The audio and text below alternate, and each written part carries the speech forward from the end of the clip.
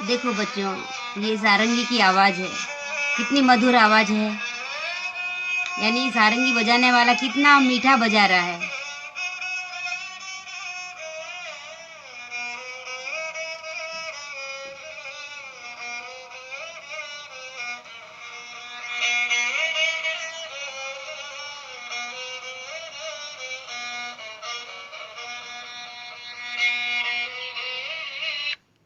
तो बच्चों, अभी आपने सारंगी की धुन सुनी। पाठ का नाम है मीठी सारंगी। ये जो पिक्चर दे रखी है बच्चों, ये फोटो जो है सारंगी की है। और ये भी देखिए, एक और सारंगी क्लोज नियरर फोटो है, जिसमें आपको ये पूरी सारंगी अच्छे से दिखेगी। इसमें देखो तार लगे हुए हैं, और इस तारों के ऊपर इस एक दूसरे वाले उससे बजाया जाता है सारंगी को। सारंगी के वाद्य यंत्र अक्सर लोगों को मीठे लगते हैं। मधुर गाने वाले को भी हम कहते हैं कि कितना मीठा गा रहा है। परंतु जिन लोगों के लिए मीठा स्वाद केवल खाने में ही बसता है, वे संगीत की मिठास का लाभ नहीं उठा पाते। भोला भी ऐसा ही जीव था। उसे संगीत की समझ नहीं थी बच्चों, इसीलिए उसे पता ही नहीं चला कि लोग सारंगी को मीठा क्यों कह रहे हैं। उसने चख कर भी देख लिया, पर उसे सारंगी से कोई मिठास नहीं मिली। अंततः उसने सारंगी को ही फेंक दिया। तो अब हम इसकी समरी पढ़ने के बाद पाठ पढ़ते हैं बच्चों। मीठी सारंगी।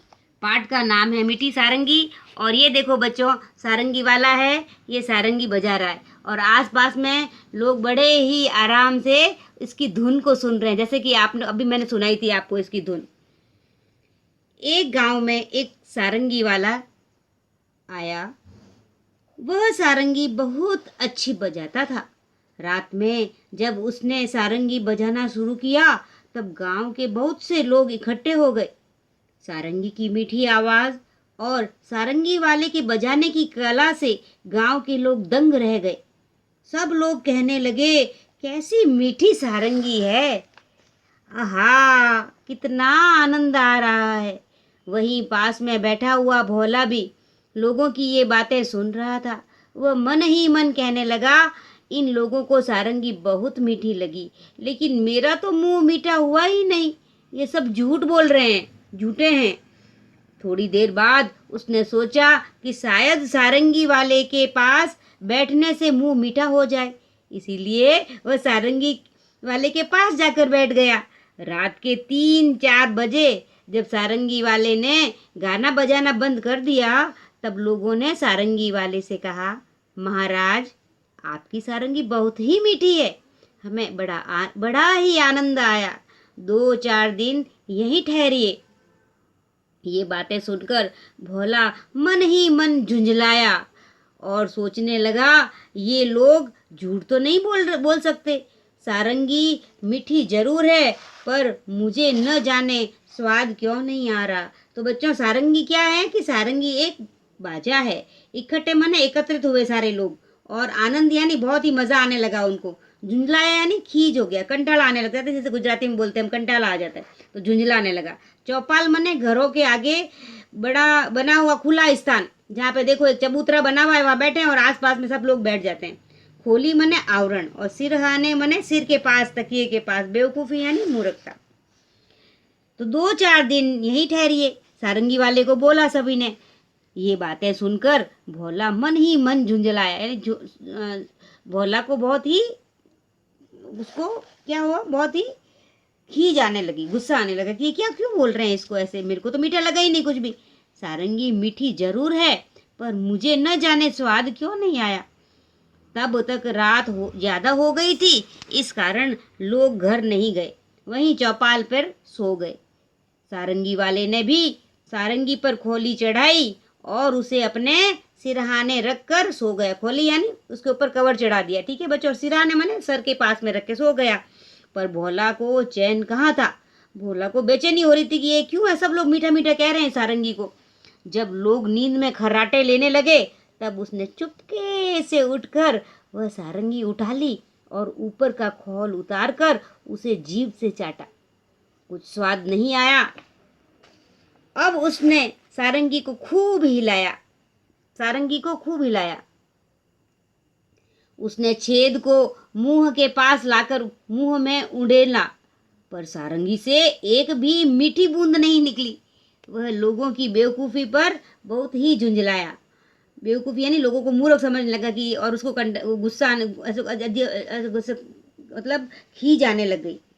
अब की बार उसने सारंगी को गांव से बाहर दूर ले जाकर फेंक दिया।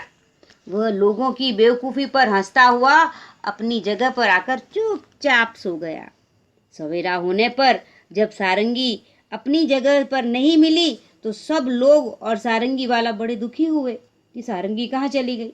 लोग कहने लगे, बड़ी मीठी सारंगी थी, पता नहीं कौन ले गया। भोला इस बात को न सुन सका और गुस्से से बोला, क्या खाक मीठी थी?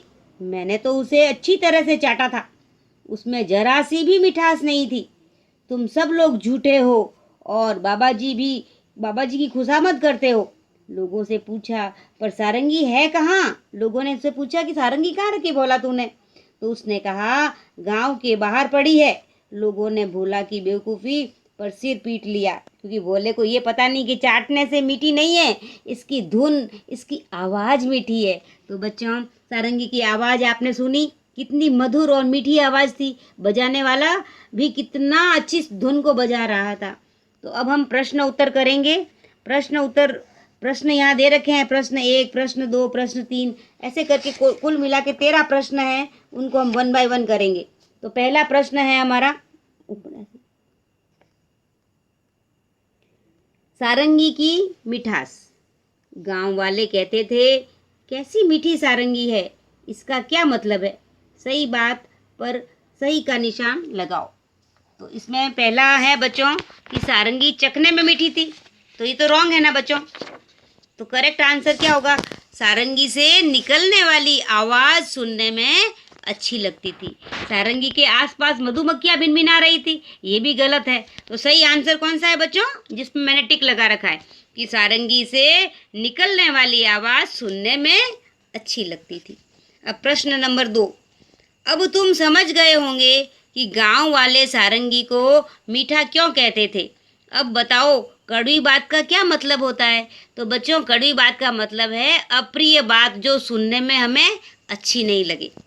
क्वेश्चन नंबर 3, प्रश्न 3, भोला ने क्यों सोचा कि सभी झूठ बोल रहे हैं? भोला ने सारंगी को मुंह से चाटा और उसके छेद को अपने मुंह के पास ले जाकर उड़ेला, किंतु उसे किसी भी तरह से और कहीं से भी मिठास नहीं लगी। इसीलिए उसने सोचा कि सभी गांव वाले लोग झूठ बोल रहे हैं। क्वेश्चन नंबर 4, भोला को सारंगी का स्वाद क्यों नहीं आया बच्चों?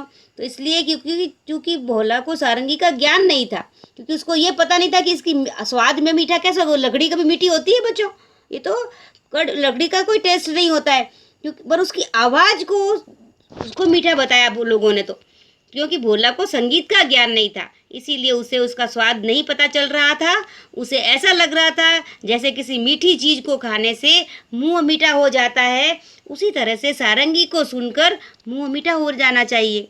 इसीलिए उसने सोचा कि ये तो मीठी नहीं, ये तो अच्छी नहीं है सारंगी, उसका कोई स्वाद नहीं है, क्योंकि लकड़ी का कभी स्वाद होता है बच्चों। क्वेश्चन नंबर 5, भोला ने किस किस तरह से यह जानने की कोशिश की कि सारंगी मीठी है?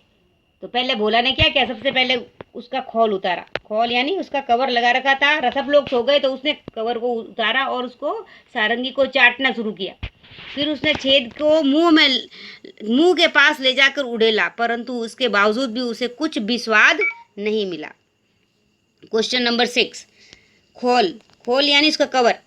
सारंगी वाले ने सारंगी का खोल चढ़ाया, उसने अपने सिरहाने यानी सिर के पास रखकर सो गया। तो प्रश्न 6 है बच्चों कि सारंगी वाले ने अपनी सारंगी पर खोल क्यों चढ़ाया होगा? क्योंकि कोई भी चीज़, यदि वाद्य यंत्र, हारमोनियम है, उन सब का क्या होता है, कवर होता है। जिस तरह से तोशक है, तो इन सबको क्या है, सारंगी वाले ने सारंगी की सुरक्षा के लिए कि वो सेफ रहे, इसलिए उसने खोल चढ़ाया ताकि उस पर धूल मिट्टी इत्यादि नहीं लगे।